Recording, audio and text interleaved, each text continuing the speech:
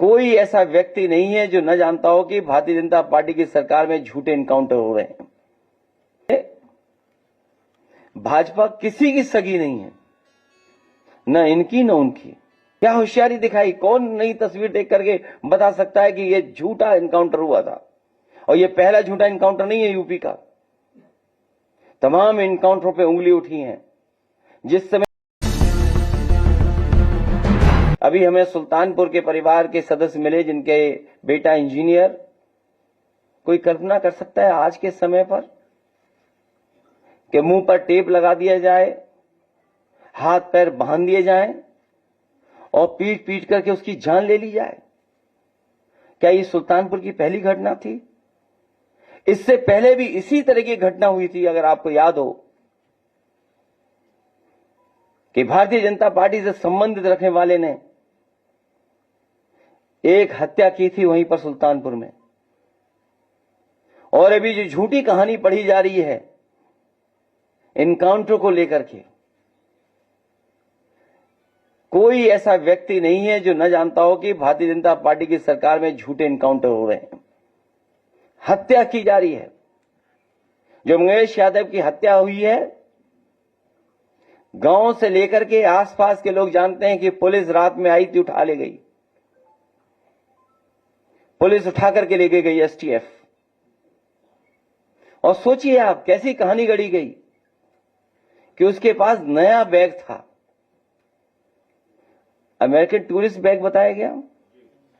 और जब बैग खोला गया तो उसमें भी कपड़े नए मिले, शोरूम से खरीदे हुए।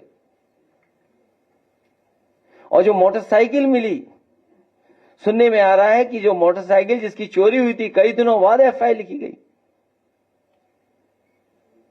और उसके घर परिवार के लोगों के, मां का इनको दर्द समझ में नहीं आ रहा, बहन के आंसू नहीं समझ में आ रहे हैं। और सोचिए कैसा दिमाग इनका। सरकार ने कैसी होशियारी दिखाई कि चप्पल में एनकाउंटर कर दिया। बताइए आप, कैसा दिमाग है इन लोगों का। क्या होशियारी दिखाई? कौन नई तस्वीर देख करके बता सकता है कि यह झूठा एनकाउंटर हुआ था? और यह पहला झूठा एनकाउंटर नहीं है यूपी का। तमाम एनकाउंटरों पे उंगली उठी है। जिस समय पहला एनकाउंटर नोएडा में जिम इंस्ट्रक्टर को हुआ था, उस समय भी हम लोगों ने कहा था कि पुलिस वालों ने लूटने के लिए, दबाव बनाने के लिए हत्या का प्रयास किया है। और उस समय भी कार्रवाई नहीं हुई है। अभी तक जितनी भी हत्याएं हुई हैं या एनकाउंटर हुए हैं, सबसे ज्यादा पीड़ित परिवार के लोगों की हत्या की है सरकार ने। हम लोग न्याय दिलाने के लिए सदन से लेकर के और संघर्ष के बीच में भी जाना पड़ेगा, तो समाजवादी लोग पीछे नहीं रह सकते। और भाजपा ने तो इतने एनकाउंटर किए, उत्तर प्रदेश को फर्जी एनकाउंटर की राजधानी बना दी इन्होंने। फर्जी एनकाउंटर की राजधानी बनकर के।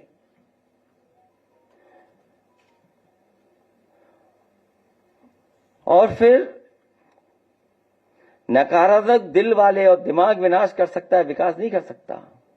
जिसकी सोच नकारात्मक हो और जिसका दिल और दिमाग नकारात्मक हो, वो विनाश ही कर सकता है, विकास नहीं कर सकता। और फिर जो हार्टलेस है उससे उम्मीद भी क्या करनी है? जो हार्टलेस है उससे उम्मीद क्या करें हम लोग? हालांकि वो वीडियो नहीं चलाना मैं चाहता हूं जो जिसमें भाषा क्या इस्तेमाल की गई है। अगर आप कहेंगे तो मैं वो भी चलवा दूंगा। हालांकि वो उचित नहीं है, अनपार्लियामेंट्री वर्ड्स हैं उसमें।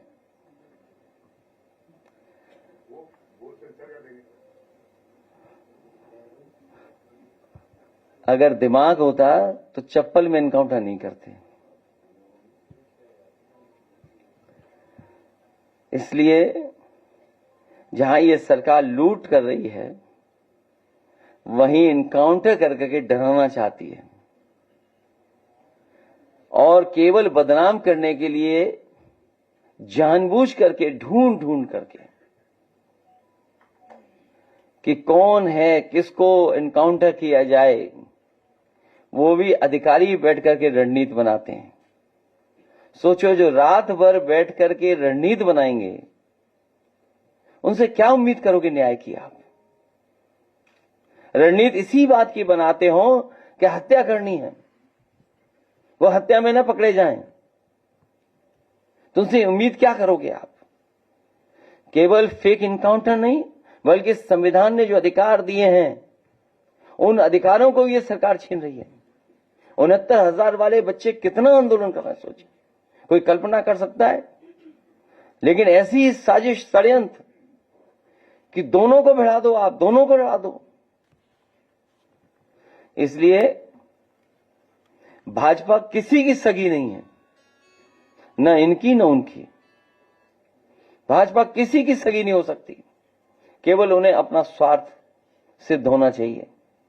इसलिए जहां लूट की गई है, उसके कागज आए हैं।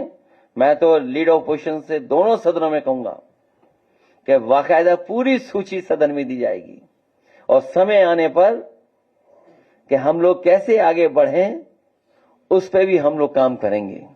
क्योंकि अभी कुछ नाम आए हैं तस्वीरों के साथ, अभी बहुत सारे नाम आना बाकी हैं, जिसमें बहुत जिम्मेदार अधिकारी भी हैं और भारतीय जनता पार्टी के बड़े बड़े नेता और पदाधिकारी भी हैं।